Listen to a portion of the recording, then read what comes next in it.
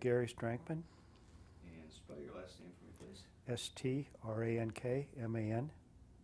Great. And your title when you were on the bench? I was the Administrative Presiding Justice of the First District Court of Appeal. Great. I am ready anytime. Go. This interview is being conducted as part of the Appellate Court Legacy Project, the purpose of which is to create an oral history of the appellate courts in California through a series of interviews of justices who have served on our court. I'm Douglas Swigert, an Associate Justice on the First District Court of Appeal in Division I, and we're honored to have with us this morning the Honorable Gary E. Strankman, retired, who served on the First District from 1988 through 2001. Welcome, Gary, and thank you for participating in this project. Gary, you were born in Washington and raised on an Indian reservation there. Could you tell us a little something about the Strankman family and your childhood as you were growing up? Well, both my parents were what some people now call cross-bloods, people of mixed ancestries. And we were living at a place called Nia Bay, which is the most northwestern point in the continental United States at the end of Olympic Peninsula. And the reservation is the Makah Reservation, although neither of my parents were Makah. And it was very remote. It was almost 100 miles of gravel road from there to the nearest town that had a hospital or doctor. And I went to a federal government school, and it was a very unique experience. Of course, there was no television in those days. Half of our radio came from Canada because Vancouver Island was right across the Straits of Juan de Fuca. And I went there until the 6th grade. At the end of the 6th grade, our family was involved in a horrific automobile accident involving a logging truck, and my father was killed. And we moved into where my mother's parents lived in a little town called Shelton, Washington, which is on Olympic Peninsula, and midway between two reservations where we had friends. One was the Skokomish Reservation, and now, although it wasn't called a reservation then, it was just tribal lands, but they have a casino out where my grandparents lived at Camelchi, Washington. And you went on to attend the University of Washington. And what did you major in at University of Washington? Well, I went in a two-step process. I first went to Willamette University in Salem, Oregon. And I was put on probation there because a friend of mine and I, during what was then a compulsory chapel, let a bag of marbles down, and they rolled all the way to the front during the Lord's Prayer. And people took umbrage at that, and the dean put me on probation. And a friend of mine and I, not the guy who let the marbles go, another friend, but another friend and I decided we'd just go to the University of Washington and be a little more anonymous. So I transferred up there my sophomore year, and I majored in English literature and had a minor in English history. And why did you decide to major in English? I decided that because, one, I didn't know what I wanted to do, and didn't know what I wanted to major in. But when I was at Willamette, at the end of the first semester, my freshman English teacher said that he wanted me to transfer to a different section, that he felt that the fellow that taught the other section would be much better suited to me. And he did, and it turned out to be true. Dr. Baker and I became lifelong friends, and he had a PhD from Harvard and had studied under Alfred North Whitehead at Harvard, and in fact, Whitehead was on his PhD committee. So he kind of influenced me into going into English, I think. At that time, did you have any thought about pursuing a legal career? I don't really know, but I will tell you the story of how I got into law school. The reason I say I don't know is as early as the second grade, my second grade teacher told my parents that I ought to become a lawyer. I didn't know that till sometime later, and I don't think it had any influence on my decision at all. But what really motivated me was I was in my last year at the University of Washington, and I was planning on going to graduate school in English. And an uncle of mine who had owned a logging company down in Oregon told me that he wanted me to come down to the Benson Hotel and meet him and a friend in Portland. So I took a little train over to where my mother lived, borrowed her 1957 Chevrolet, and drove down to Portland. And this fellow was there with my uncle, and they talked to me. My uncle had never graduated from high school, but extremely successful. They talked to me for a while, and it was obvious the lunch was wrapping up, and the other fellow told my uncle, he'll do, and he left. And so my uncle said to me, what are you going to do? And I said, well, I'm going to go to graduate school, probably at the University of Washington, English.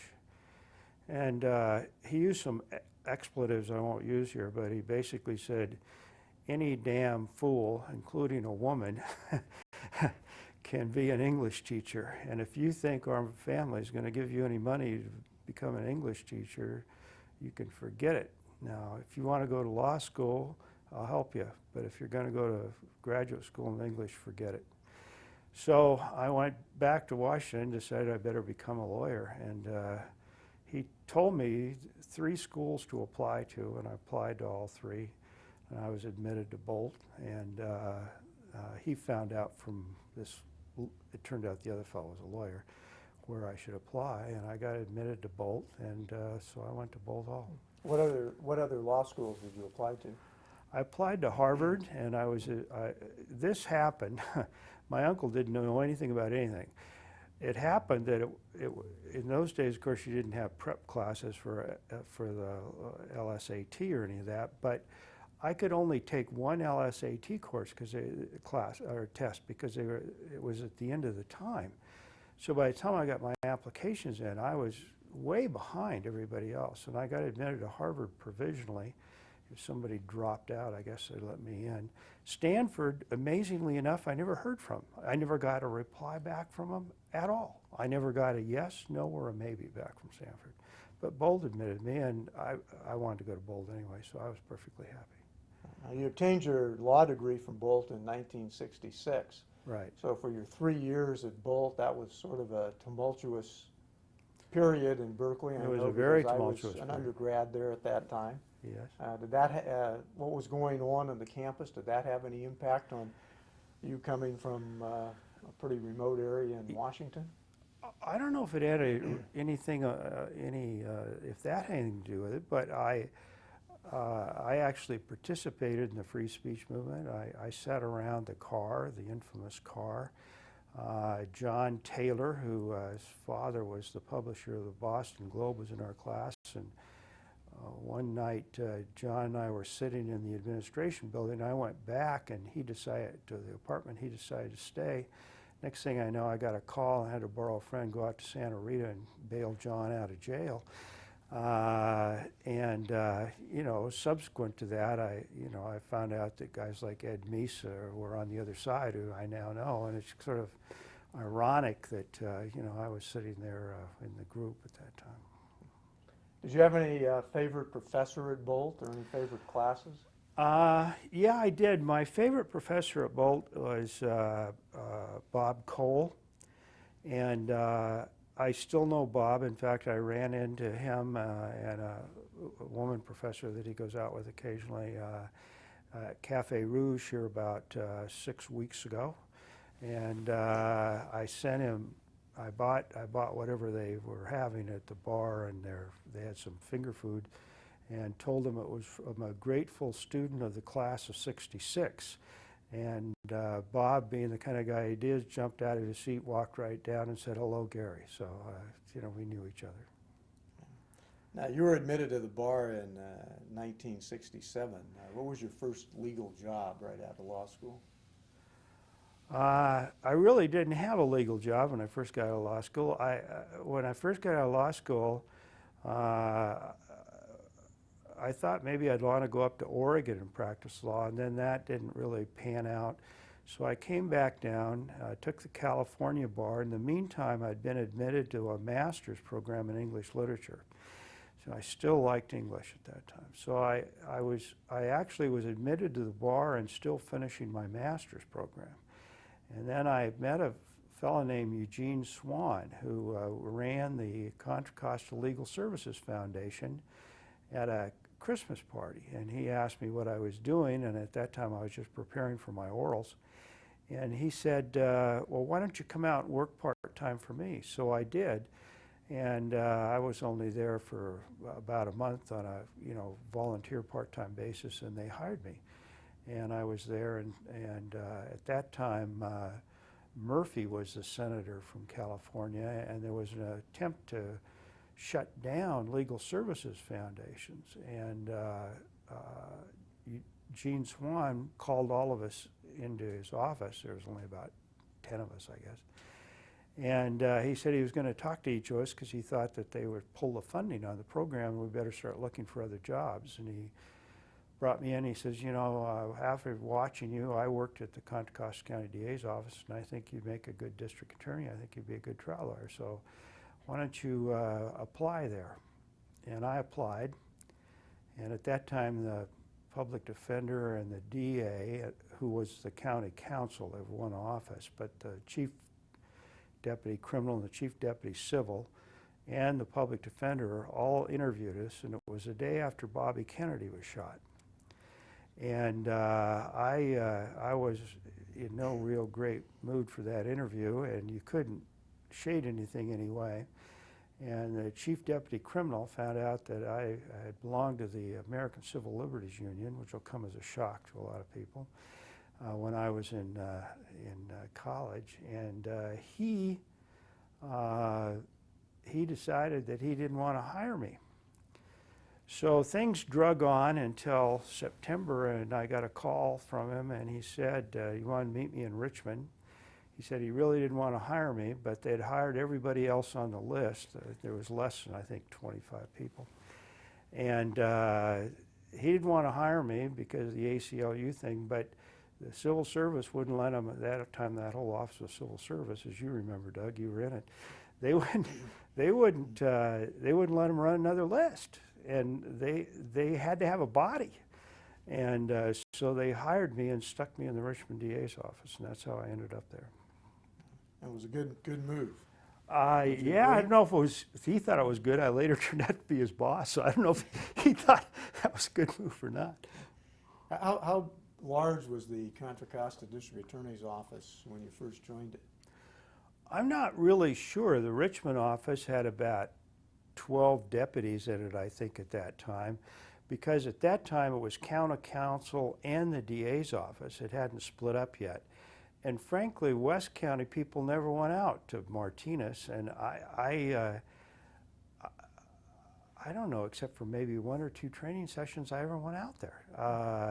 But I would guess there were probably no more than 25, 30 people at the most in that office. How long had you been in the DA's office before you had your first jury trial?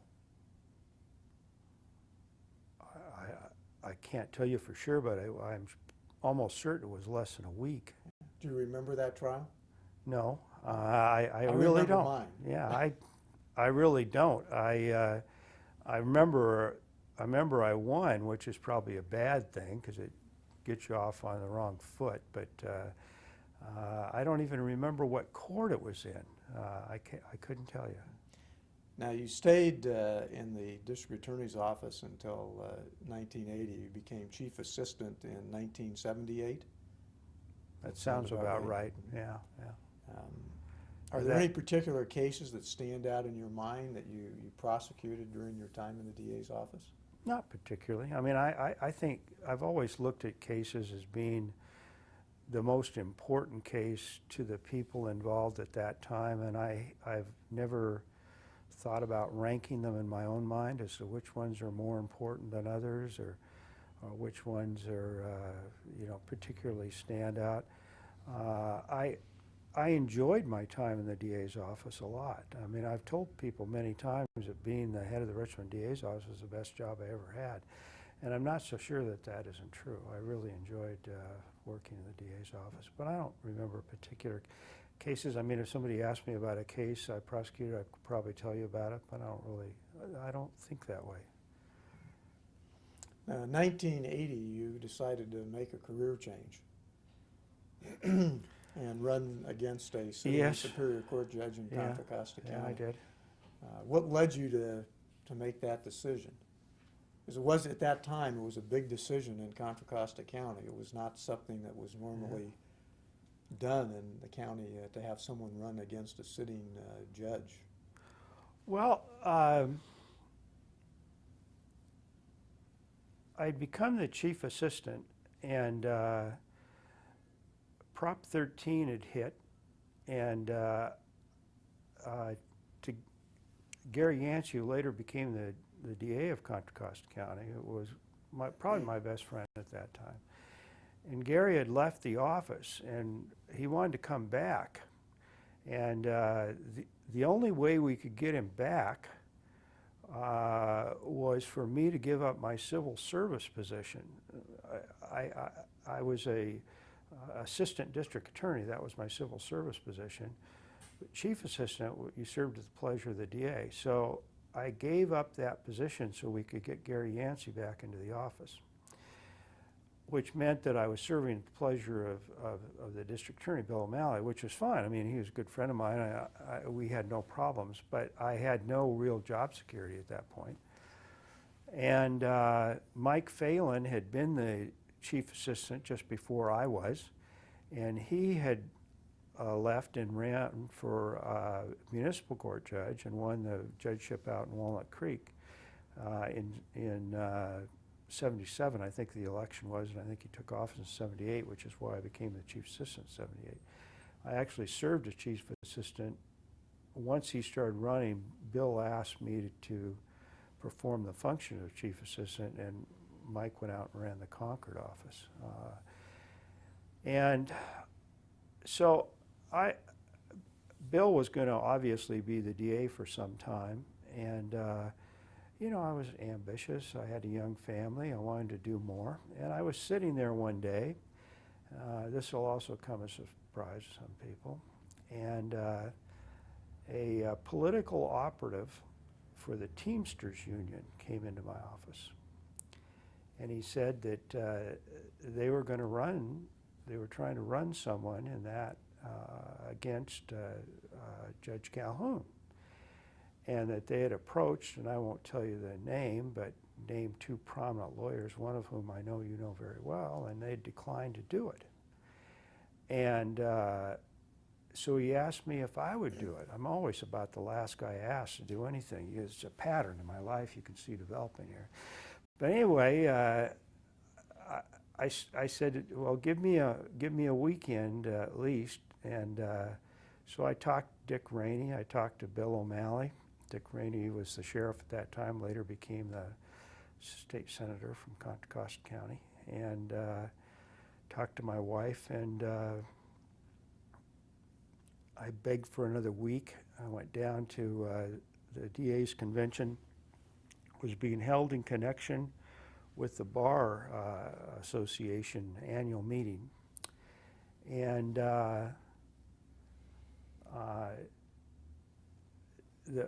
somehow, not from me, but I suspect from the Teamsters or some of the people I was talking to for advice, the word had gotten out that I was considering running for judgeship against Calhoun.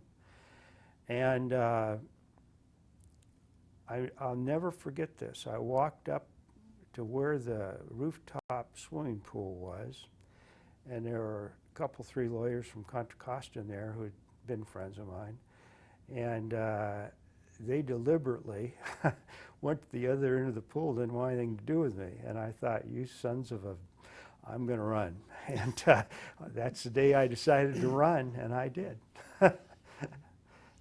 And how did you find the campaign experience? It was, as I recall, a pretty hard-fought campaign. It was a hard-fought campaign, and I got to where I liked it. I took a 6-week leave of absence at the end of the campaign, and I walked in every town in Contra Costa County. I literally set a schedule for myself. I'd get up in the morning. I knew I couldn't reach every household, but I wanted people to say in every neighborhood, well, they came by here. And so I walked in every community in Contra Costa, and I got to know Contra Costa and the people of Contra Costa a lot better than I did even after having been in the DA's office for 12, 13 years. It was a very good experience, and I think it was good preparation for being a judge, going through that experience. There have been some ideas raised about the retention and electoral process for judges in California, and in fact nationwide. Having gone through a hard-fought campaign, do you have any thoughts on whether the system we have here in California is a good system, or do you think it should be changed? Well, when the counties were smaller, when I ran, the judges were known figures. People knew the judges for the most part. And I don't think it's unhealthy to have the people have some say in who's going to be performing that function within the community. And I know as a DA, I ran into some pretty tyrannical judges, both muni and superior, even justice in my day, a couple of whom weren't even lawyers. And the idea that people would have some say in that, I don't see too much wrong with that. My opponent wasn't of that type. He was a very nice fellow. In fact, he and I have gotten along very well since then. But I think if you had an ideal system, maybe some modified federal system would work, but certainly at the trial level where the counties are small and people know each other, I'm not too opposed to the election system. At the appellate court level and the Supreme Court level, I'm not so sure, because people vote for the wrong reasons. They don't even really know the names of the people they're voting for. And I'm not overly happy with the system, but I don't feel badly enough about it that I'd try to lead a movement to change it. You were elected by quite a wide margin, as I recall, in that election. What do you attribute that to, if you have any thoughts on that? Well, I remember the day before the election going to the political editor, Pat Keeble, who you know, of the Contra Costa Times, a pretty almost legendary political figure in Contra Costa. And she said to me, this is going to be a very close election. And I said, no, it's not. She said, what do you mean it's not? I said, Dick Calhoun and I both got our message out there, and it's a pretty stark choice. And I think one of us is going to win big. I'm not going to tell you which one I think. I'd like to hope it's going to be me, but one of us is going to win big. It's not going to be a close election, and it wasn't. And what do you think your message was to the voters at that time that apparently hit a chord with them? Well, the problem was that Judge Calhoun had, over a number of years, been the subject of a lot of criticism in the local papers for his criminal sentences. And there had been editorials, letters to the editor, even news articles that placed him in an incredibly unfavorable light. And some of the sentencing was, well, it was kind of shocking and surprising, frankly. And I think that that was at the wave of people wanting a stronger, more law enforcement-oriented system. And Reagan was running at that time, and there was just a more law and order kind of feel, and I think that's what happened. And what was your first assignment on the Superior Court? I think the first assignment was a general trial assignment in the old Veterans Building in Martinez, built over a swimming pool where you shared the restroom with all of the litigants and everyone else. And I think I may have been put there for a reason, but I was there, and that was my first assignment. Now, after defeating one of their colleagues, how were you accepted by the judges on the Superior Court? Well, at first, I was accepted very warmly by the then PJ Pat Heron. She was very gracious. And I would say the bulk of the other judges were. There were probably 2 judges, maybe 3, who had some misgivings about the whole process and weren't sure about it. And I think within 6 months to a year, they were very supportive, and I think you probably know their names. 1 or 2 of them have turned out to be very good friends of mine. I was going to ask you about that because one of those judges was Coley Fannin. Yes. Who was extremely active, as I recall, in supporting Judge Calhoun. Yeah. He was his almost unofficial campaign manager, you might say. And you and Judge Fannin developed a very close relationship. Could you tell us how that sort of developed after this campaign? I'm not sure how it developed. I suppose it, and I'm guessing here, but I think it really kind of started because both of us had a habit of showing up in Judge Arneson's chambers at 7 o'clock in the morning and having coffee with Judge Arneson for an hour or so before we went over to the courthouse. And I think he, who had always been supportive of me because I had a lot of trials with him, I think we just developed a rapport from that just continued to grow and grow. Was there any particular judge who you looked to as a mentor or role model? Yeah, absolutely. In fact, in those days, you were assigned a mentor judge. The AOC had a program then where a mentor judge was literally selected for you. And my mentor judge was Bill Channel, who then went to the Court of Appeal here and actually became my unofficial mentor when I came over here. But he was very, very pivotal in that regard. And I'll mention 2 other names who were, although they were not my mentor judge. It'd be Judge Arneson and Judge Rothenberg. Rothenberg, by the way, is the other judge who had a lot of misgivings about me at first, but he and Judge Arneson often would provide me with different advice, but they both gave me good advice. And later on, you were to join Judge Channel over on this bench. I did. I was A.F. Bray, who was the first judge from Contra Costa County on this bench, then Wakefield Taylor, who had been the chief assistant DA and then had been Department 5, which became my department when I went on the court. Then he came over here and became the PJ of Division 2. He had left the court, although I knew Wake very, very well. And he had always been a kind of mentor to me. And I kept his picture in my chambers the whole time I was on this court.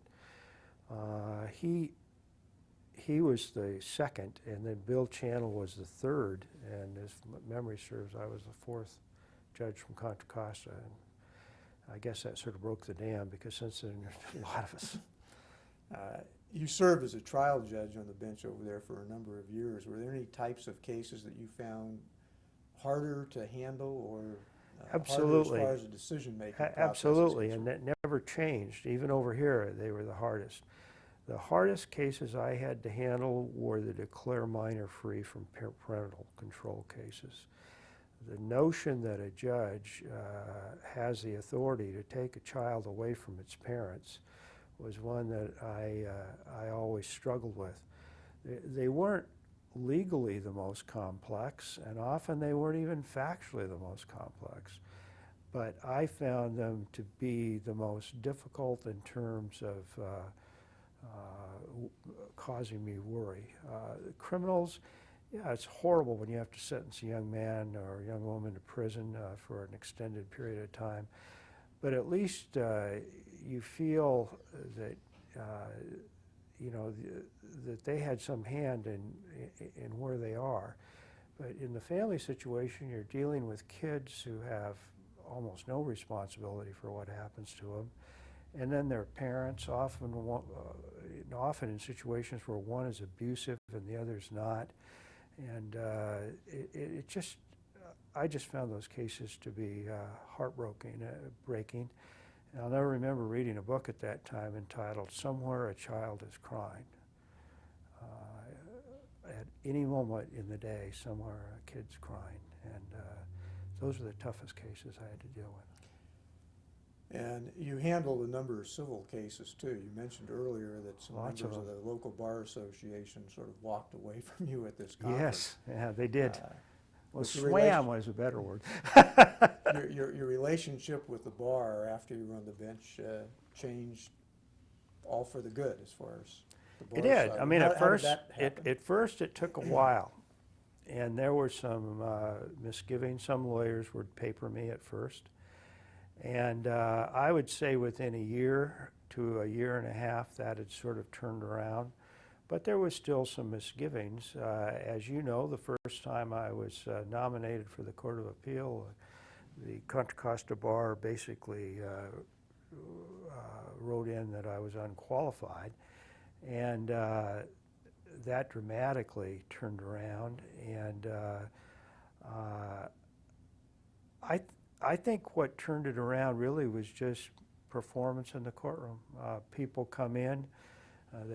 They feel like they've been treated fairly. They feel like that I knew a fair amount of civil law, and they would recommend me to their friends, or they would quit papering me. And I had many of them come in and say they were sorry, they'd made a mistake. But I didn't hold any bad feelings about it. I understood their position. You were elected presiding judge of the Contra Costa Superior Court in 1987. And you served 2 years as I served PJ. 2 years, first judge to do that, 2 years in a row. Right. And how did that change come about in the court, where you were the first judge to serve 2 years straight? Well, when I became PJ, there were a lot of things I wanted to do, and administratively, and I started doing them. And also at that time was the very beginnings of Fast Track, and I took our bench on a retreat to San Damiano, the entire bench, the only time that had happened, and we worked out how we were going to handle the Fast Track process. And I think the judges felt that it would be better to have somebody to have continuity through all of that. So they asked me if I'd serve a second term. And frankly, I was ready to stop, because I actually started my first term a little early. My predecessor, Judge Spellberg, had gone off on like a 6-week trip, and he'd had some medical problems, as you may recall. And so I'd actually served a little more than a year when they asked me to do it again. So. Did you like being presiding judge? I did, although I was, at that time, it was a lot different than it is now. We still had a courtroom, and I had jury trials while I was presiding judge, believe it or not long cases, but I'd take jury trials if we were clogged up. I ran a couple calendars, I think every day, a morning and an afternoon calendar, and I handled all of the mental cases at the end of the week. Those cases were all brought into the PJ, and I would handle those. I took a lot of family law matters off the family law calendars when they get clogged. So you were still a functioning judge, even though you were the presiding judge. It's not the way it is now, where it's become a total administrative position. It wasn't that way then. And I liked it, but I'll tell you, when I was told, when my second term was up and I was ready to go back to being a trial judge, I was very happy to do it. And that first year, as you know, there's sort of a tradition out there that the PJ who's leaving sort of picks an assignment, and I picked general trial and tried to do as many non-jury civils as I could, because that's always my favorite thing to do. One of the things you had to do during your tenure as presiding judge is also wrestle with the county over funding for the courts, which Yes. They don't have to do nowadays. Yeah. Did you enjoy that process, the give and take with the county administrators? I did, and we set up a system where we actually, on a monthly basis, myself, the DA, the public defender, the sheriff, and the person from the county administrator's office that was assigned to the justice system, and the head of probation would meet on, I believe, a monthly basis. And before then, it was a sort of, we'd go over there and demand, and they might give us or not give us or whatever would happen. But we turned that into a process that I think turned out to be very beneficial for the courts. And just little things like I talked them into allowing us, instead of renovating the whole courthouse, to do a rolling renovation where we would paint X number of courtrooms a year and rotate things through the system. And we did a lot of things like that that benefited them, but they also benefited us. What advice would you give to a new presiding judge in the trial court? Well, you never want to be too dictatorial, because it's not a permanent position.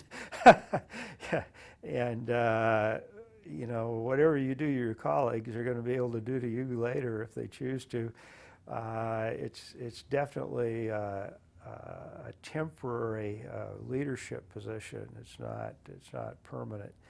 And but I think the biggest advice I'd give to people is not to be afraid to look out and look at other sources of management material outside of the judiciary. I got a lot of help during the whole time I was, when I was running the DA's office, or, second command for the DA's office, a lot of help out of just general business management books. Very, very useful. And I think you can learn a lot from those books and that experience that can carry over to the court settings. Well, I remember one piece of advice you gave me when several years later I took the PJ's position over there. He said, get out of your courtroom and walk around the hallways and see what your judges are doing. Absolutely. It was a great piece of advice. I did that, and I think they even had a name for it when I was a PJ, because it hadn't been done before. And more than one judge was shocked to see me stroll into their courtroom sometimes when it was dark and shouldn't have been. Well, in 1988, you were appointed to Division III of the Court of Appeal. Correct. In the first district here. What brought you to think about moving on to the Court of Appeal? Well, I'd sort of been encouraged, and I applied that first time, and then the bar, basically didn't want me to come over, and Duke Majan was the governor at that time. And unlike some governors, he wouldn't appoint if the bar was negative on somebody. He just took that position. Not all governors have done that. But his office told me through Marvin Baxter that not to worry about it, that they were going to try it again. And in 1987, I was up in Oregon. My daughter wanted to look at Willamette, of all places. And I was over at my uncle's ranch in Central Oregon, and was sitting there. My wife called, and she said, a fellow named Marvin Baxter called and said they wanted to send your name out. Is that important? And my wife was a Canadian citizen at that time and really didn't understand our system too well. And I said, yes, it's sort of important. And that time there was no problem. It went through very easily. This despite the marble incident and your Everything participation in the else. free speech and the All that, membership it just with went ACLU. very smooth. I don't know if Duke Majan knew about the free speech and the ACLU business, but anyway, there was no trouble. Well, what judges were on Division III when you came here? Justice Clint White was the presiding justice. Judge Betty Berry Deal, who's still alive, was the associate justice, and Bob Merrill, who's been deceased, was the other justice. So it was the four of us. How did you find the transition from trial court judge to being over here in the Court of Appeal? Did you find it difficult to make that adjustment?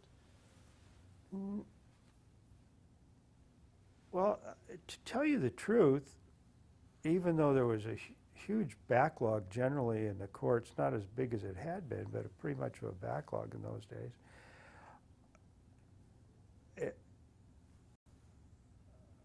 there were times I wasn't sure exactly what to do.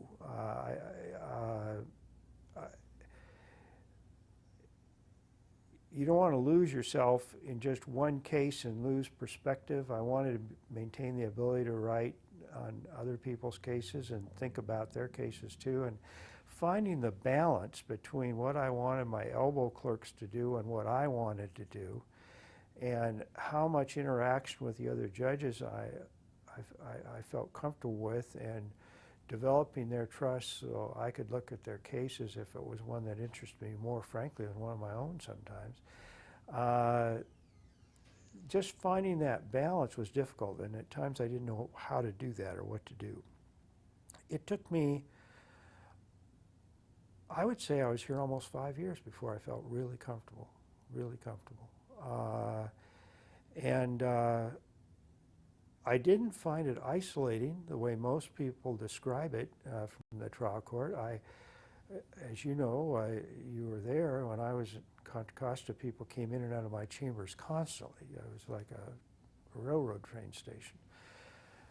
And people would ask me whether or not I felt isolated. And I never did, because over here you're involved with other judges where you really don't care what other judges think on the court or on the trial court. You just do what you want to do.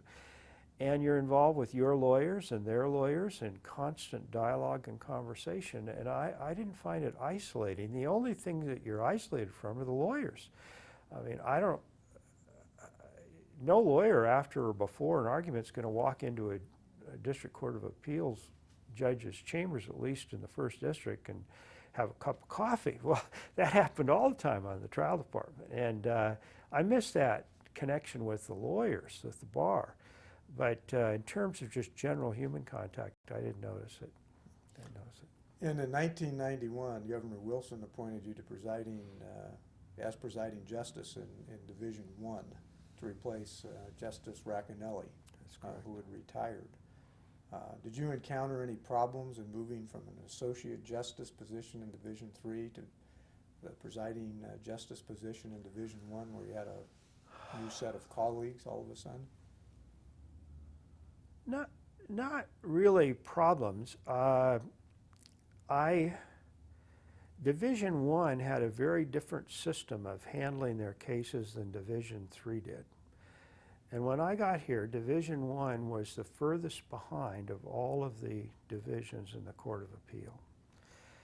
And their system was such that all of their backlog or cases that were assigned to them were held by the principal attorney, who would then, by some system known only to himself and God, I guess, assign them to the judges. As a result, no one felt the pressure of the backlog because they never saw it and they didn't have to deal with it. So one of my true heroes among California DCA judges was Jim Scott, the late Jim Scott. And Jim Scott was an administrative genius in my view, and he had developed a system of conferencing in Division III that was pretty unique. And so I had a series of lunches with Jim and talked to him about Division I.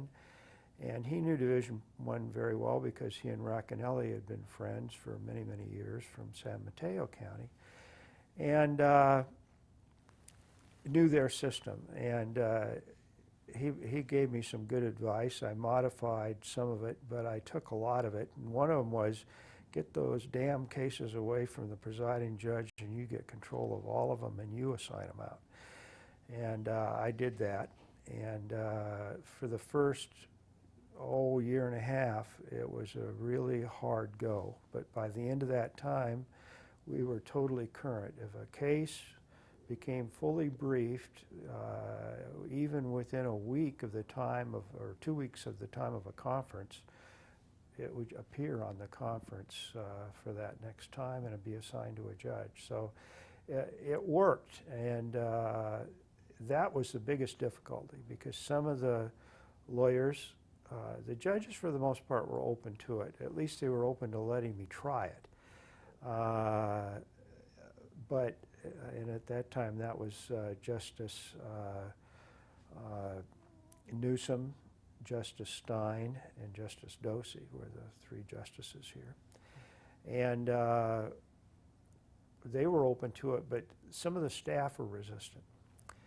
And I got the permission of the other judges that I could meet without them, with their lawyers in group settings, with their clerks in group settings, and with their secretaries in group settings. And I basically taught them how to use a different system. And I know you know who the strongest critic was, because he eventually ended up working for you, but even he came around to thinking it was a pretty good system by the end of the day. And how often would you have these conferences under this system? We conference twice a month. And you think that that's a good system to have? Absolutely, because what the difference in it is this. Every case is subject to conference, and all four judges are sitting around the table, with three of them having read the brief and one of them the tentative author, who presents the case just as if he were in law school. Now, on a lot of routine criminal cases, he may well say, or she may well say, well, this is pretty simple burglary. The issue is a sentencing issue where the issue is X and the law is pretty clear Y. Is there any questions? And there'll be no question. It'll take less than a minute to do. But what people say, well, that's a waste of time. We should only conference the cases that we want to conference. The problem with that is often then the conferences are only held when there's contention or when people don't agree about how the case ought to be worked out. So the differences get magnified. In fact, at the DCA level, in my experience, in 95% of the cases, all the justices agree. It's a rare case where people really have strong disagreements about everything in the case. They may worry about an issue or a legal theory, but that can all be worked out. But it's harder to work that out if you only talk to your colleagues when you've got a difference of opinion with them. It's much easier when you are seeing them on a regular basis. So we conferenced everything, but obviously the Wendy's. The writs were held at a separate conference, which again, not all divisions do, but we conferenced all of our writs. And workers' comp, we didn't conference. We had quite a bit of workers' comp at that time. We didn't conference those cases. The only thing that we did do is the cases were assigned in my division by rotation. I had no say in who became the author. I didn't know what cases I'd become the author of. But I would look through all of the cases for the next conference, and I would designate, if there was one, what I would call a big case, so that one judge, if there happened to be two big cases in a conference, can get them both. Those cases ran on a separate list, but also I didn't know who was going to get that case. I mean, that was handled by the clerks. I just put it on the list, and whoever was next up for a big case would get it. And in 1997, the Chief Justice appointed you as administrative presiding justice. of the did. entire First District. What He did. challenges did you face in taking on that position? Well, that was a big challenge in many ways. There were a lot of changes going on in the court, and everyone has a very different style. And I'm not saying any style is right or wrong, but they're very different. The entire time I was a presiding judge, my predecessor only had one presiding judge meeting with the other presiding justices. And that was a non-sit-down meeting where we were required to vote on something. So four of us went to his office, we stood around his desk, voted, and left. I started having regular meetings of the presiding judges and finally got to where I met with them 1 month, had a meeting of the entire court the alternate month. So we, instead of having 12 full court meetings a month, or a year, we had 6, and then we had 6 presiding judges meetings a month. And that was very useful because we could get information out, build consensus on what we wanted to do at the meetings. The meetings became much less contentious. The bi-monthly judges meetings became much less contentious because the PJs would thrash the issues out and then go back and talk to their colleagues, so everybody was sort of ready for whatever was going to have happen.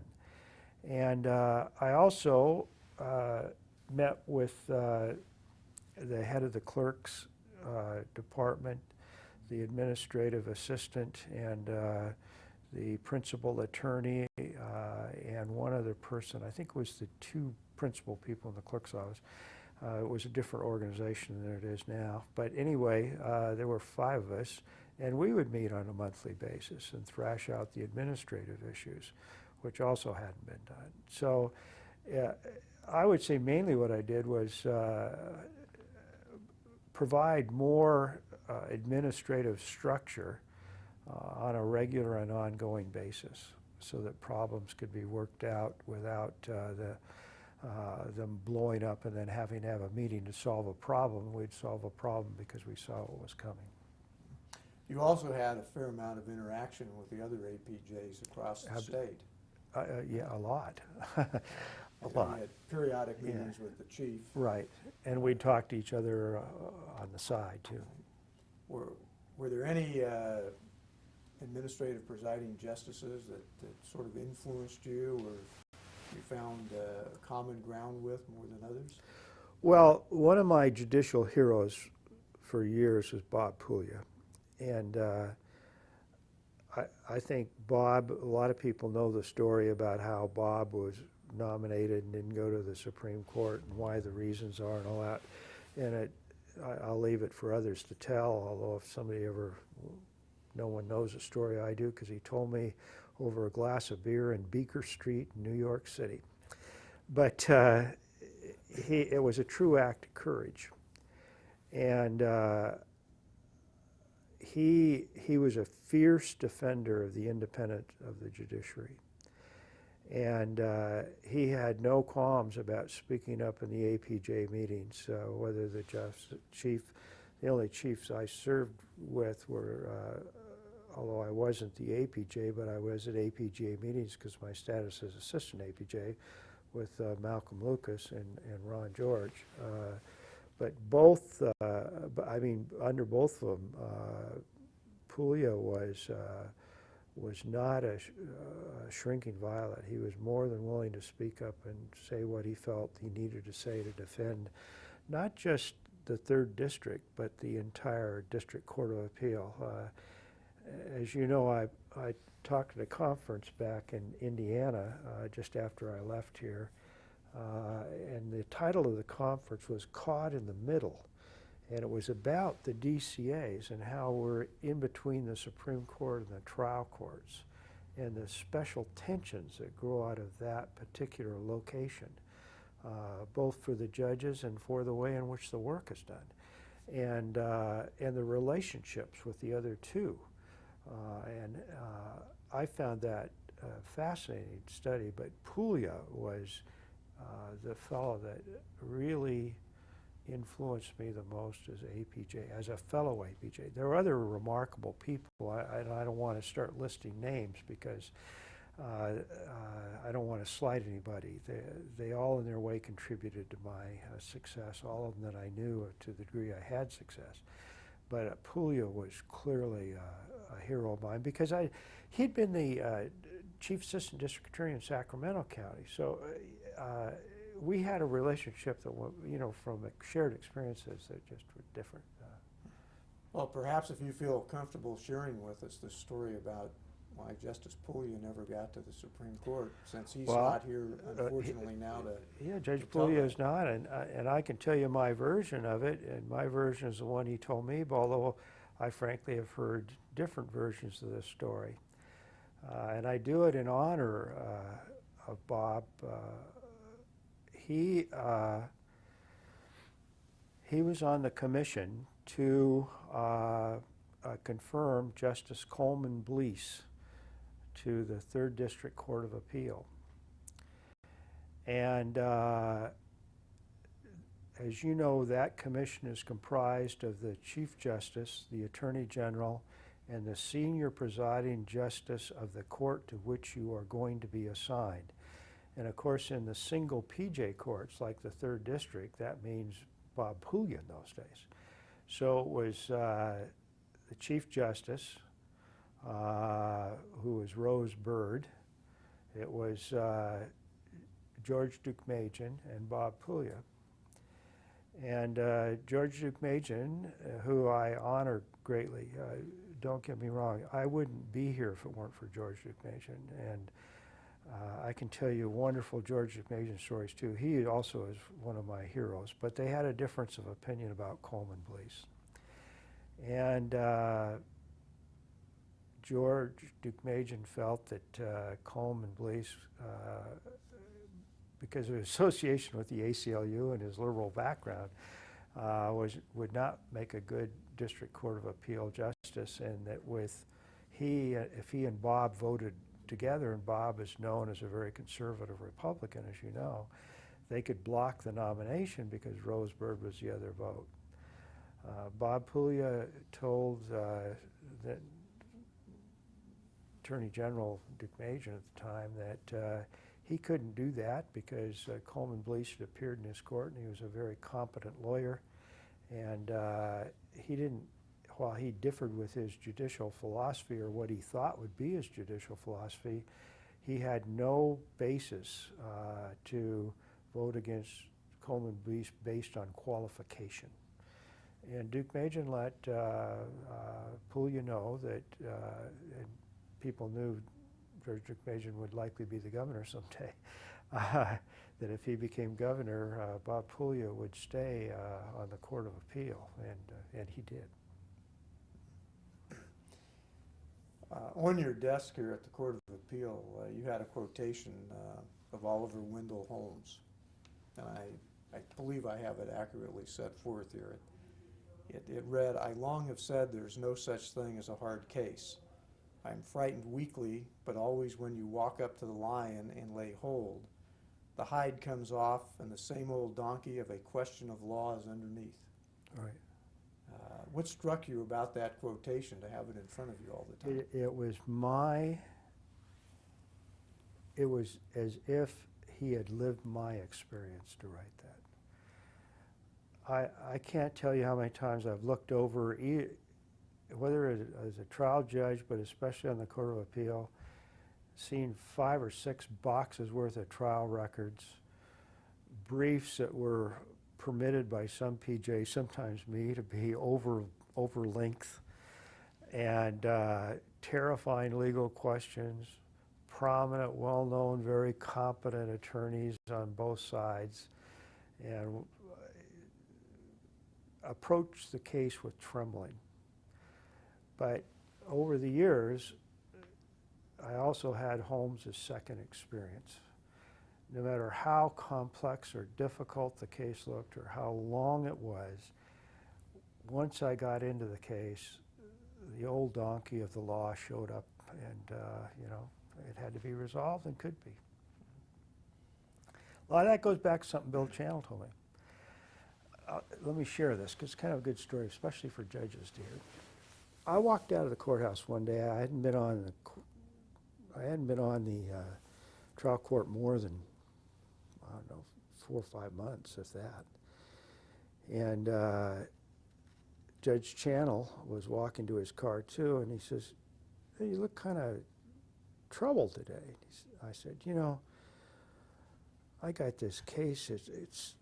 I don't know what to do. One side says that this, and I believe them, and then the other side gets up and says that, and I believe them, and I said, I don't have a jury, and I don't know how to decide this case." And he says, "What's the matter with you? Did you forget your first year in law school?" I said, what are you talking about?" He says, "Always remember who has the burden of proof. If you remember what the law is, you can find the answer." And, you know, that helped, because if they couldn't convince me, if I were in that state, I knew they hadn't met their burden of proof, and it wasn't my problem anymore. It was their problem. I'm going to pause right now and change. Quote that you had in your office that we discussed, you also had some Native American memorabilia and sort of artifacts spread around your office. Do you think during the course of your judicial career that your Native American heritage influenced your judicial philosophy in any way?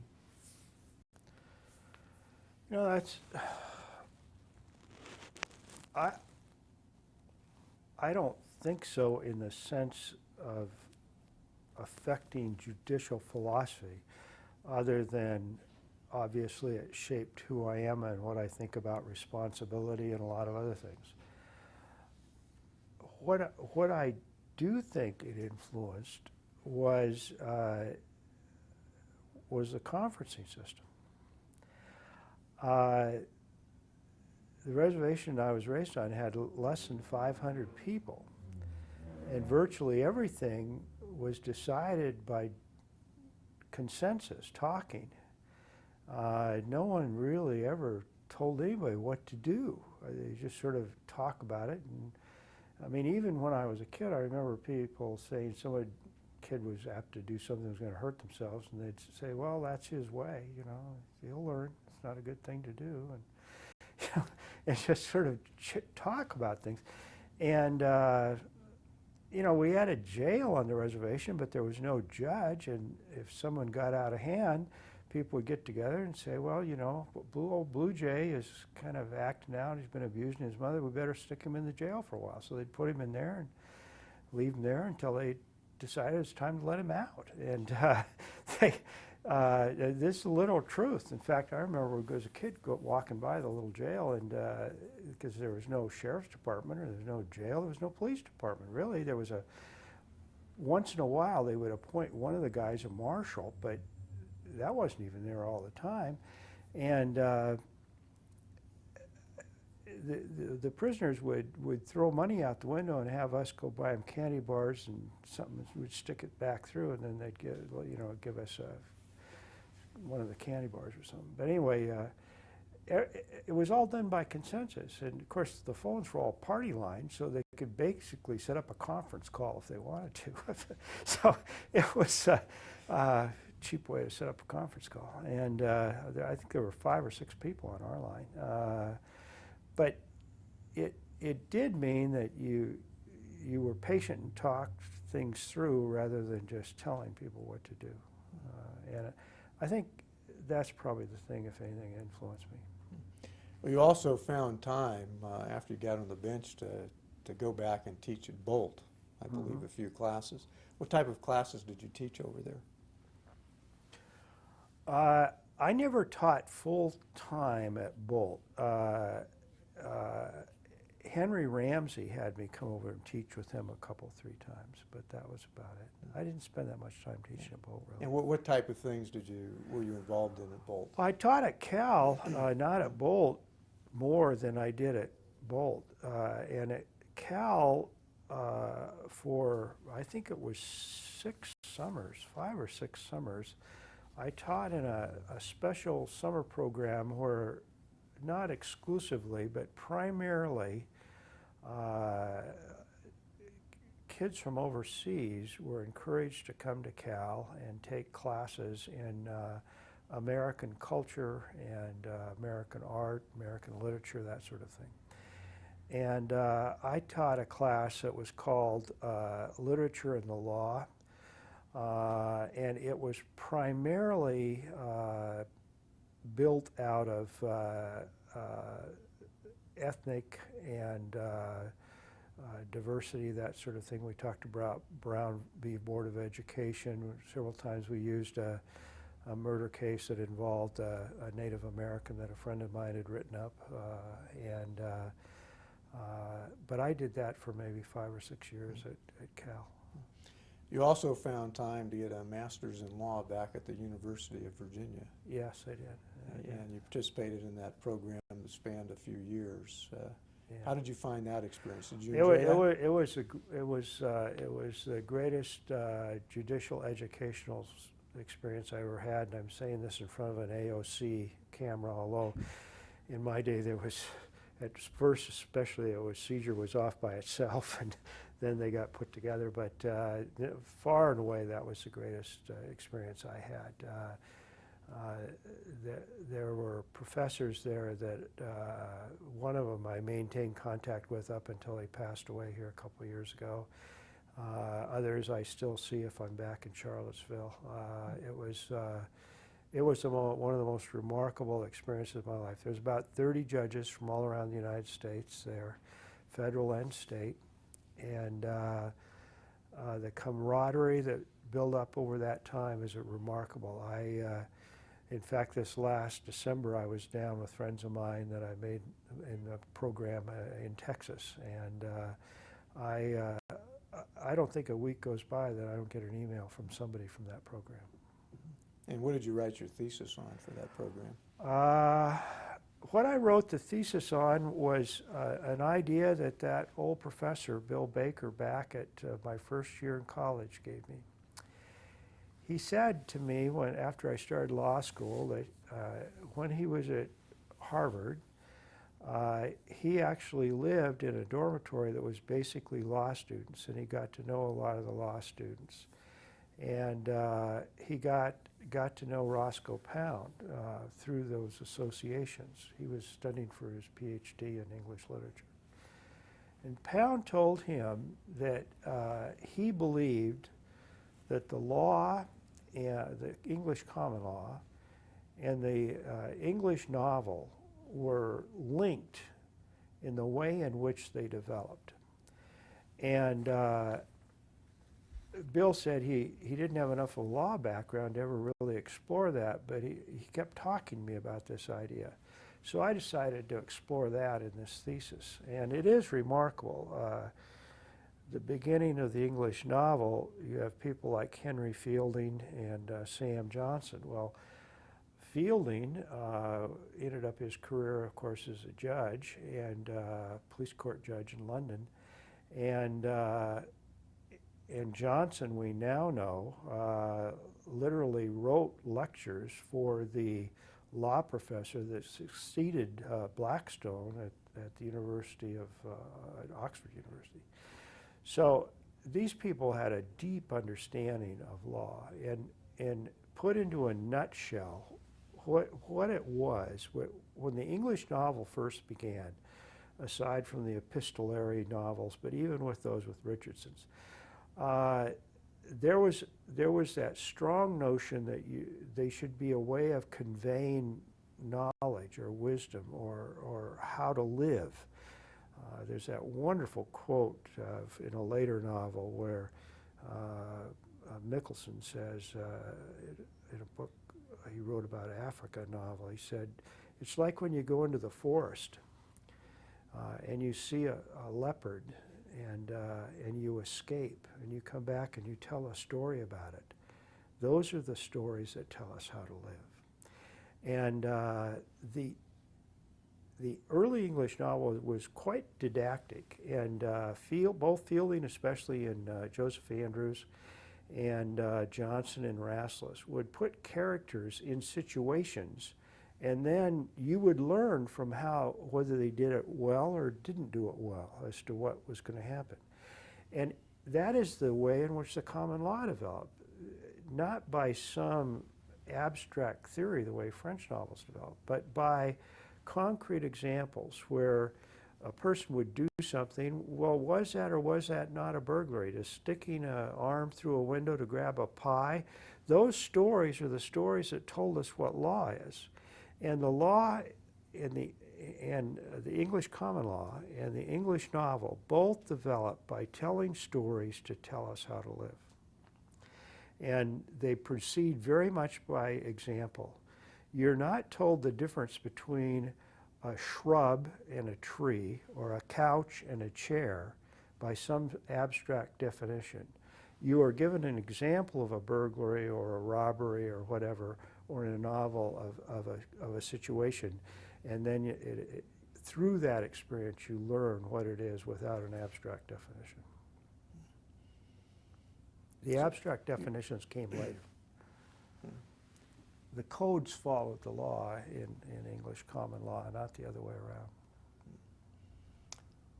And the program there at the University of Virginia, it used to be, as I recall, sort of promoted. There was a little more money in the system now.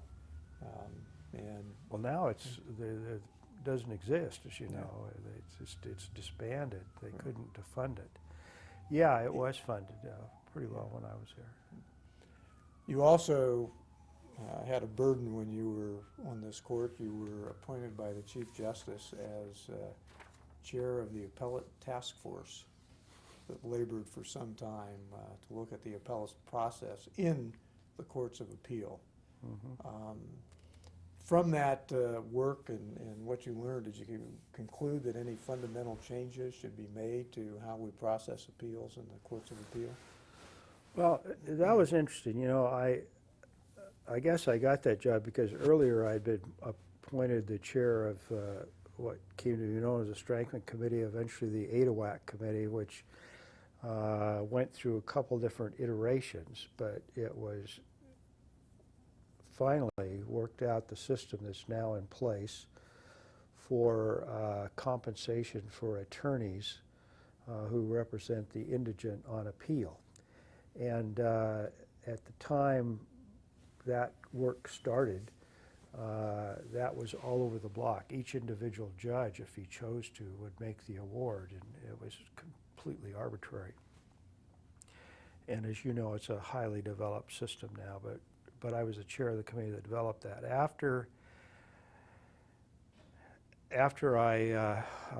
When I became a PJ, I couldn't serve on that anymore, or APJ, I couldn't serve on that committee anymore.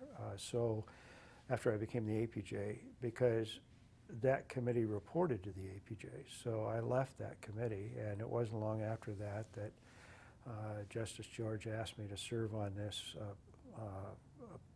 appellate, not necessarily reform, but look at the appellate process and see what could or couldn't be done. And we did several things. We issued a white paper on publishing, non-publishing cases. We issued, thanks largely to Justice Rylersdam, a report on appellate work in the trial courts. We made a long report that Clark Kelso helped us prepare on the appellate process in general. Your question was whether or not I learned anything out of that. And I'm going to put a plug in for something that came out of that never found its way into any of the reports for all kinds of reasons, but that I felt could be of benefit, and I still think might well be of benefit, although I don't think it'll ever come to be. For the most part, the courts of appeal at that time were facing a horrendous volume problem. I remember the first meeting of that committee. We went around the room. There must have been 35 people there, judges, lawyers, academics.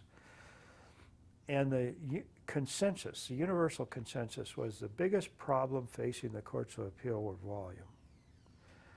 I'm not sure that's true anymore, at least across the boards in all of the courts of appeal. It may be in some, there's stresses and strains, but for the most part, I think time has taken care of that. To some extent, the number of appeals, except in areas that have a growing population, have stabilized or declined even. The number of justices have increased. But I still believe that there ought to be a way to move justices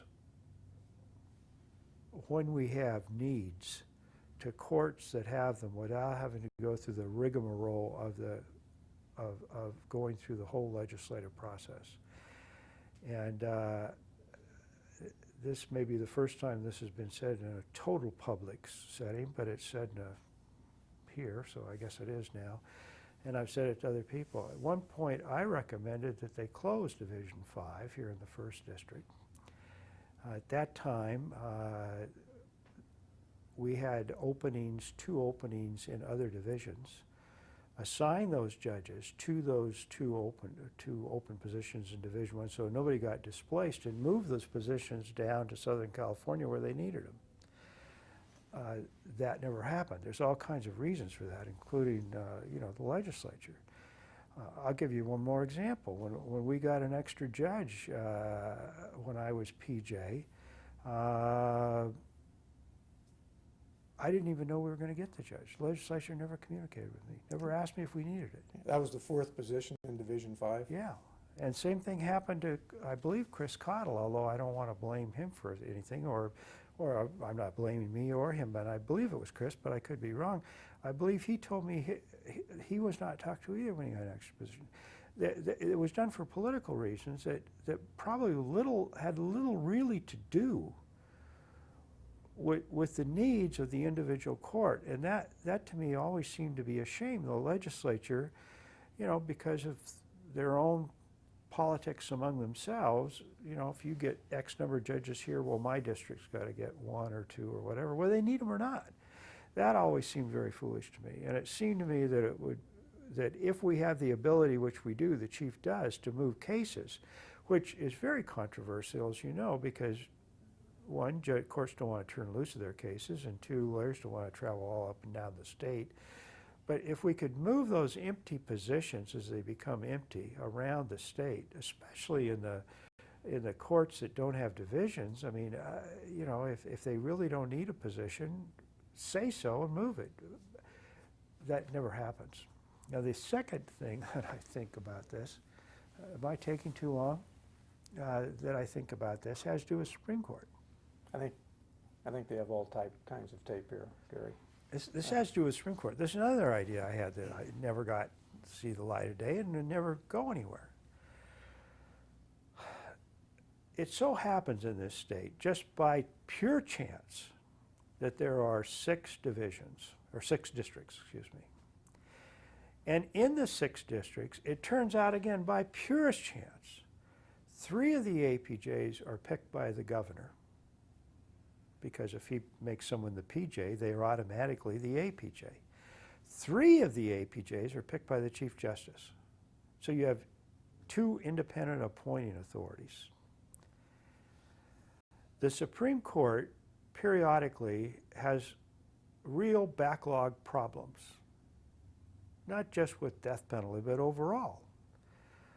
I recommended, and have been an advocate, and again, I've never seen the light of day, never get anybody to agree with me, that what ought to happen is that there ought to be a court in between the Court of Appeal and the Supreme Court, made up of the 6 APJs, staffed by people from the Supreme Court so they'd feel comfortable with it, that when an appeal came up out of a division, or out of a district, that judge would not participate. The other 5 would decide the case. And these would be cases in which, and there are, as you know, a number of those, in which, frankly, I mean, I hate to say this, but it's true, the lawyers and the public probably doesn't care which way the decision is. They just need to know it's either this way or it's that way. Sometimes there's even a split among the divisions, well, some going this way, some going that way. Those kinds of cases, a lot of that housekeeping work where one division maybe gets a little out of line, but until the Supreme Court tells them they're wrong, they have a tough time disagreeing with their colleagues in their own division, so they keep following a limb on the judicial tree that's not going to bear any fruit. All the other 5 divisions have gone the other way, but they can't get off it. That court, it seems to me, could take those cases. There could be a writ process to the Supreme Court. Supreme Court wanted to take the case, they could take the case and do something with it. But that court, it seems to me, could take care of a lot of just the smaller potato cases that the Supreme Court has. Supreme Court, those cases don't take as much time, so that's probably one good reason why they would want to turn loose of them in discussions with people. That's one reason they give. Another is the continuity. Would that court somehow not have the real authority that they have, which it probably wouldn't. But in a day where you have limited resources, there are only 7 of them up there. They've got that crushing burden of the death penalty. I've always felt that that or something like that might be useful. Do you think there's anything that... I'll give you one more example where I think some of the sentencing cases, not now because of Cunningham, but in the old days, there are these endless questions coming out of indeterminate sentence law that frankly nobody cared which way the law was. The trial judge just needed to know so they could sentence appropriately. That kind of thing, it seemed to me, that a court like that could take care of very easily. Do you think there are any particular reasons why some of these suggestions you've just made haven't seen the light of day, as you put it? I think most of the time they're sort of political. People are, whether it's a court wanting to keep as many people, justices, as it can so it looks bigger and better, or bigger, stronger, or whether it's a Supreme Court kind of having a prerogative of holding its own cases, not letting go of them. There's a lot of political inertia where people don't want to change things like that. And I think, especially with the idea of changing judicial positions around, I think the legislature is very jealous of its prerogatives in that area, and I don't think they would like it to be changed. But I frankly would like the Chief Justice to have the authority to take an empty position from one division or one district and move it to another district without waiting for the legislature based on need. You've been involved in the legal profession and the judiciary now for 40 years. Huh? About 40 years. 40 Over years. 40 years. Do you think there have been any major changes that you've seen in the judiciary during this time? Oh yeah, Do you- huge differences. Do you think they've been good changes, or for the worse? I think they were all done for reasons that people thought were good. Whether they've turned out to be as good, I'm not so sure. There's always the law of unintended consequences that occurs. I have long and continue, and was when it happened, been an opponent of the consolidation of the Muni and Superior Courts. I think that was and is a huge mistake. And why do you think that? I think, especially in counties like I grew up in, where we had multiple municipal courts, that the people actually felt much closer to the judges than they do now. They were of that community. They generally lived right in the towns where they were judges. They were seen. They were known. Justice had a friendly face to it. This whole business out of the 2020 of creating judicial kiosks and all this business about reaching out and everything, that was done on a normal, regular basis. It wasn't a program. It was the way it was. You served as a municipal court judge. You understand that. Superior Court is a little more distant because they tend to meet maybe on only a couple locations, except in the bigger counties. Some counties they only meet in one location. I thought that was that lessened the public's connection. Frankly, I also think it's tougher, and I know this is going to offend a lot of people, but I think it's true. I think it's tougher to find people who are truly competent Superior Court judges to handle everything from death penalty to medical malpractice to deciding whether kids are going to be taken away from their parents than it is to find people who are going to do prelims, municipal court actions up to a certain monetary level that are not too complex, small court, that sort of thing. And I'm not degrading it, but I think that some of the judges at that level, you don't need quite the same amount of judicial horsepower that you need at Superior Court level. And I think it has created problems at the local courts in assignments, how you assign cases. It has created conflicts between judges, some of them feeling their fellow judges aren't carrying as much of the work as they should. I just don't think it was a good idea overall. There are also frequent articles now that we see in the legal publications and actually elsewhere about the growing lack of civility in the legal profession. Have you seen that in your experience? I don't really know. I think in some ways it's gotten better. When I first became a lawyer, almost all the lawyers in my county, Contra Costa, all knew each other.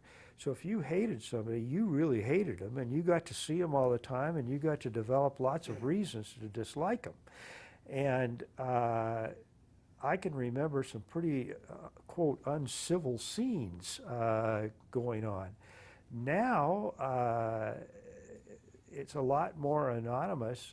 I was just down on a mediation in Southern California, and two extremely competent lawyers had only ever seen each other or only talked to each other on the phone. They'd never met each other. And through the mediation, they got to meet each other. And they're both, first-rate lawyers, but in practicing in basically the same area, the same type of law, they didn't know each other. That couldn't have happened when I started. And I'm sure because of that, there are people who take advantage of it and are less civil. But I do think that lawyers in my day, probably because of the economics of the law, we had, I think, a lot more respect for judges than I see some of the younger lawyers experiencing now. But when, as I read in the paper the other day, a law firm in San Francisco getting a first-year associate $160,000 a year, and probably he's never going to appear for several years in front of a judge who makes as much or more than he does, it's pretty difficult, or she, it's going to be difficult to have the same kind of respect we had when I started. Talking about mediation, you now work for ADR provider JAMS. Do you think that the increasing use of ADR, and I think it's fair to say that a lot more litigants, a lot of the attorneys now are turning to private providers now to mediate cases, private trials and arbitrations. Do you see that as a good thing for the system, or do you think it somehow detracts, as some of our colleagues have said, from the development of the common law in California? Well, before I answer that, let me say that I'm also the special master for the Buck Trust, which takes half my time. I mean, what I only We're going to get to that. Okay, ADR part of the time. I'm the only part-time employee at JAMS.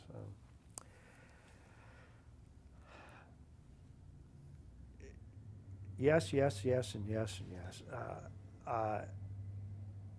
There has unquestionably been a growth in mediation, whether in or out of court. When I started as a lawyer, the way you resolve cases, criminal or civil, is you just talk to the other lawyer. There was no intermediary. You didn't bother. You knew him. You just talked to him, picked up the phone, talked about the case, maybe resolved the case. Now no one can do that, and it seems like no one can do that unless somebody's being paid some money or someone's being, told to do it by a judge, which seems very odd to me, but that's what it's evolved to. to go back, I mean, I hear lawyers tell me, now they may not be telling me the truth, I'm just reporting what I'm hearing, that the reason the case is in ADR is because of the very thing involving consolidation. They're not sure what judge they're going to get, and they want to be able to pick one that they know has background in the kind of material they're dealing with, and they're afraid, in some courts at least, they're going to get stuck in front of a judge who really doesn't have the capacity to handle the matter that they have. And that's led to a growth. Does that, or the growth of ADR, does that detract from the ability of the law to grow? Absolutely. I mean, one of the things that I do worry about with ADR, frankly, is that if you get too many of the quality cutting-edge cases going into ADR, the courts don't have the ability to frame and shape the law the way they should. And their cases become more routine, and they don't get to speak out on some of the issues they should be speaking out on. However, to counterbalance that, in my experience at least, if it's truly a cutting-edge issue people want to know about, they're not going to be satisfied with an ADR provider's answer. Those cases, if the insurance companies have enough money on the table, or whoever it is, they're going to go to the courts to get an answer. So I think that risk can be exaggerated, but I think we have sucked out some of the more interesting and complex cases. You know, I'd say I do probably as many arbitrations as I do mediations, and a lot of that arbitration work is work that, you know, 20 years ago would have been going to the courts to be done, no question about it. Now, you mentioned you do work with the Buck Trust. I remember when you told your colleagues, myself included, that morning that you were going to retire. Yes. Because you had this opportunity to become the special master for the Buck Yes. Trust. Could you tell us a little bit about what you do as special master? It's turned out to be an amazing opportunity. When Homer Thompson decided the Buck case, which is, you know, notorious, and I don't want to go into all that, he created 4 entities through which all of the money generated by the trust is paid. He left the investment trustee as being Wells Fargo Bank, but diverted the funds through 4 really court-created entities: the Marin Community Foundation, the Marin Institute, the Buck Institute for Age Research, and the Buck Institute for Education. Those have remained solid through the years. Those are the 4. The bulk of the money, all the money goes to the Marin Community Foundation because of tax reasons and other things, but there is a specific set aside for each of the other 3. But the bulk of the money is discretionarily distributed by the Marin Community Foundation. There are limitations coming from the will and the court orders about how that can be done, who it can go to, and all sorts of things of that nature. Each of these entities have their own lawyer, each of these entities have their own accountants, and each of these entities have their own boards of trustees. So it is a complicated and complex situation. The first special master was Larry Sipes, who wasn't a judge, but most of the people who see this will know who Larry Sipes was. And Larry was the first special master.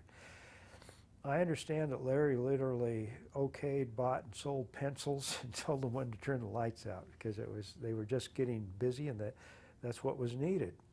Second special master was Justice Schofield from down in Orange County, and he was only special master for a brief time and then went right back to Orange County, and then Warren Conklin took over, who is the one most people know and served for 10, 12 years.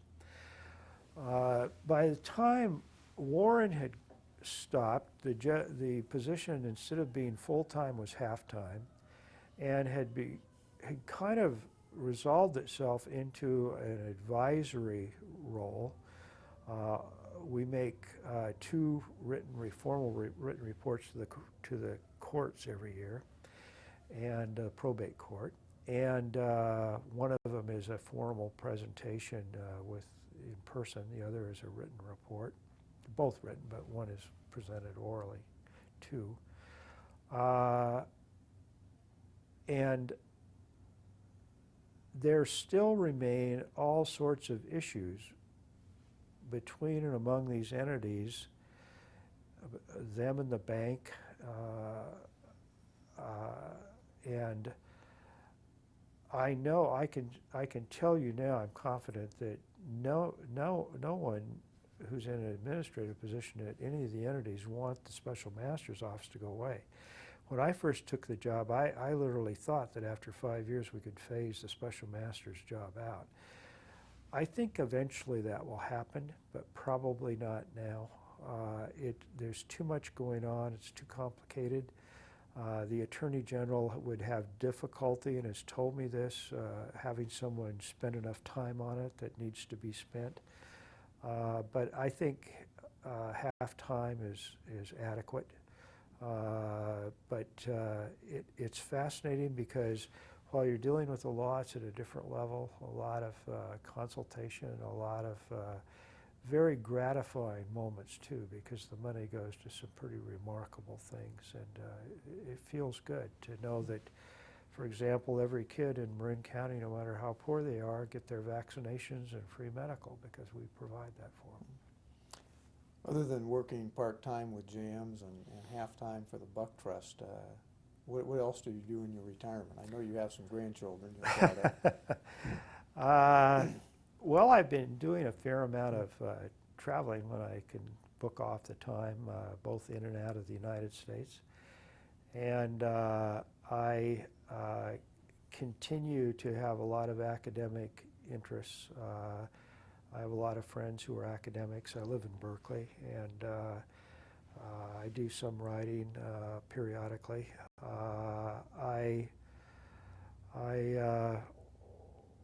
I still enjoy hiking, although my knees aren't as good as they used to be. Up in the primarily the Oregon Cascades is my favorite area. Three Sisters, Jefferson Wilderness Area, Three Finger Jack Wilderness Area. Looking back on your judicial career, do you have any regrets about becoming a judge and making that decision back in 1980 to get on the Superior Court? Yeah, I do, but it's the one everyone has who's really enjoyed something. I just wonder how much I would have enjoyed something else. So I see people who've taken different career paths that were, in theory at least, open to me at the time I made either the decision to become a lawyer, the decision to become a DA, the decision to do a lot of administrative work in the DA's office, the decision to become a judge, the decision to become a appellate judge. And I wonder what my life would have been like. But the regret is one of curiosity. It's not one of sadness. I'm curious about how it would have turned out in some other areas. Mm-hmm. But I'm not sad that I made the choice I did. I had a wonderful career, wonderful as far as I'm concerned. Do you have any advice for lawyers who might be thinking about putting in an application to get appointed to the trial court now in California? Well, I think the main thing to remember is that it's a multi-phase process. This is just pragmatism now. You know, the first level is to get the governor to send your name out. You don't want to use all your big guns to get that done, just enough to get it done. The second level is you've got to work with the bar enough that they give you a really good rating so the governor wants to appoint you. And then out of the people who got the rating, you've got to do the push to get yourself to be the one who named, which does require you to bring in the people that you think may know the governor if you don't. And so it's a three-step process. So for those people, that's the advice I always give them. Think about it in 3 steps. Think about who you're going to use differently. Think about how you're going to approach each of those levels differently, because they're different processes. Would you have any advice that you want to pass on to newly minted judges, people who've just been appointed, either to the trial court or to the Court of Appeal? I would say, I think everyone who becomes a judge, almost without exception, has a strong desire to do the right thing. And one of the most difficult times is when you're not sure whether that conflicts with what the law is compelling you to do.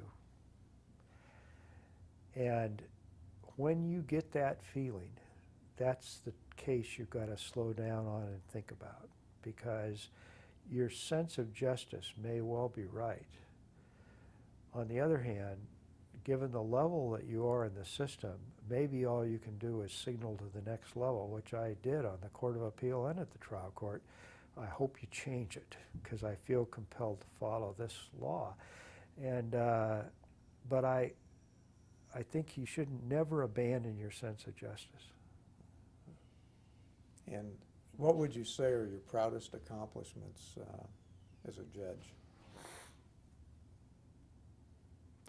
I was very gratified when my colleagues re-elected me as presiding judge in Contra Costa. I mean, it's one thing to get elected; it's another thing to have them elect you a second time.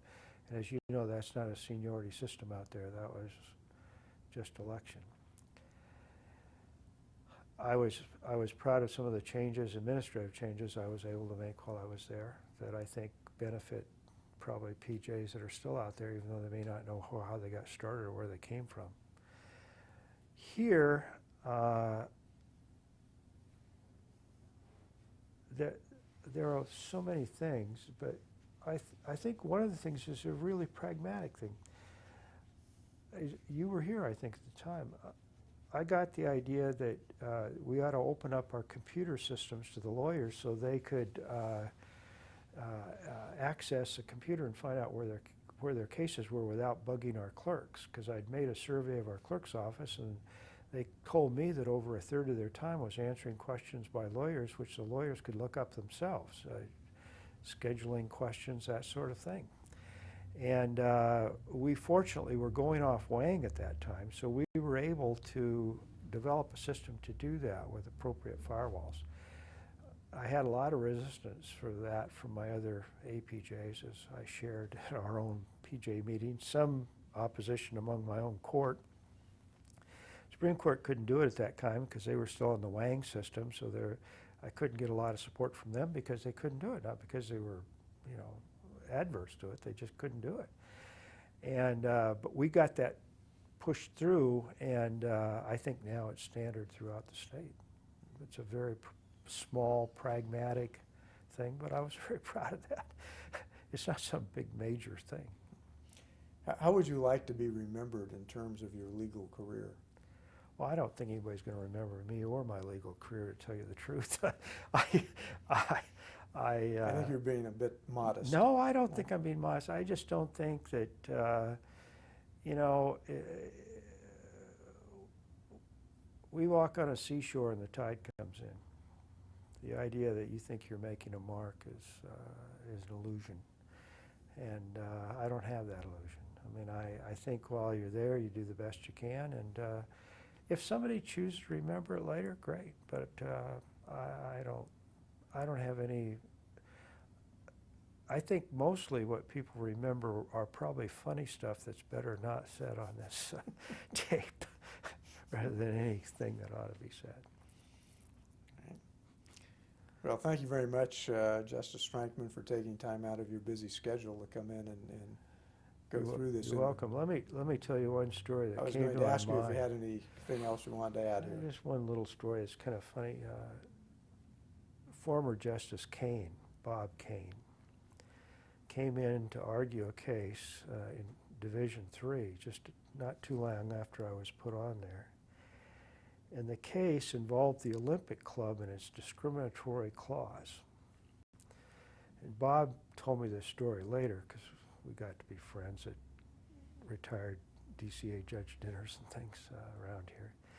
Anyway, he looked up and he saw Clint White, who was a black man, saw Betty Berry Deal, who was a woman, and me from the reservation.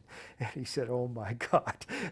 He said, "I think I'm going to lose this case." Fact is, he did, but it wasn't because of that. He should have lost. All right, well, thank you again for coming in here this You're morning welcome. and fighting the BART delay and your No call to problem. be here with us. No problem. Thank It you. was fun.